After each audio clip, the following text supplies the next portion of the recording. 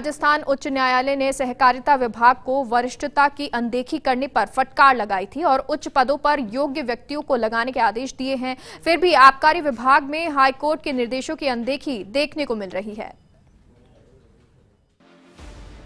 Rajasthan high court ने हाल ही में एक मामले की सुनवाई करते हुए टिप्पणी की थी कि उच्च पदों पर योग्य अफसरों को ही नियुक्त किया जाए।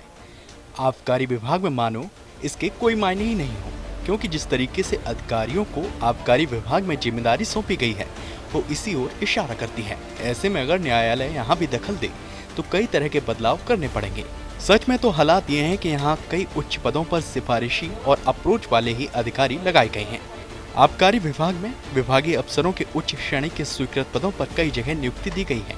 वहीं कई श्रेणियों में सीनियर अफसरों को दरकिनार कर जूनियर अफसरों को तैनात किया गया है।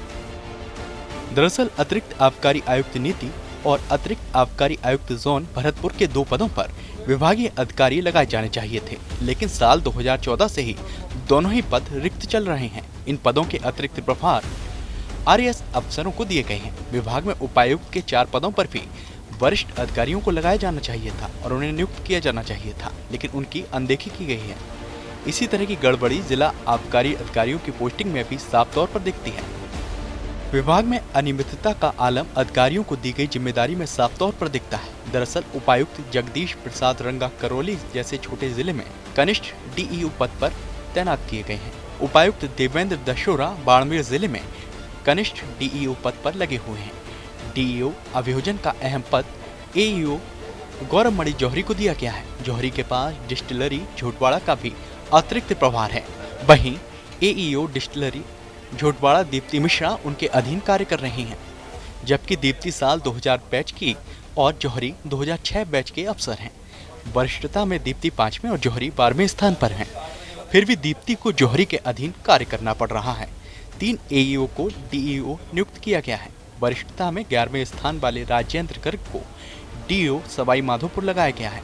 14वें स्थान वाले एईओ लोकेश जोशी को डीईओ भीलवाड़ा लगाया गया है। वहीं 22वें स्थान वाले एईओ देवेंद्र गिरी को डीईओ डूंगरपुर लगाया गया है, जबकि इनसे कहीं ज्यादा वरिष्ठ एईओ अपने मूल पद पर काम कर रहे हैं। आबकारी विभाग में आबकारी निरीक्षक प्रथम श्रेणी के कुल 21 पद हैं। इन्हें संभागीय जिला मुख्यालयों पर नियुक्ति देनी चाहिए, लेकिन इनमें से कई आबकारी निरीक्षकों की वरिष्ठता को दरकिनार कर इन्हें निरीक्षक द्वितीय श्रेणी के पदों पर लगाया गया है। वहीं राजधानी जयपुर में 5 पद निरीक्षक प्रथम श्रेणी के हैं, लेकिन केवल 1 पद पर ही प्रथम श्रेणी निरीक्षक को लगाया गया है। बचे हुए 4 पदों पर द्वितीय श्रेणी के निरीक्षक लगाए गए हैं। कई जगहों पर तो परिवीक्षाधीन द्वितीय श्रेणी के निरीक्षक भी प्रथम श्रेणी के निरीक्षक पद पर काम कर रहे हैं। ऐसे में उम्मीद की जानी चाहिए कि सहकारिता विभाग के लिए दिए गए एचसी के आदेश को आबकारी विभाग एक नजीर की तरह लेगा और अपने अधिकारियों के कैडर में उनकी वरिष्ठता के मुताबिक पोस्टिंग के लिए जरूरी कदम उठाएगा। Kashiram Chaudhary, First India News, Jaipur.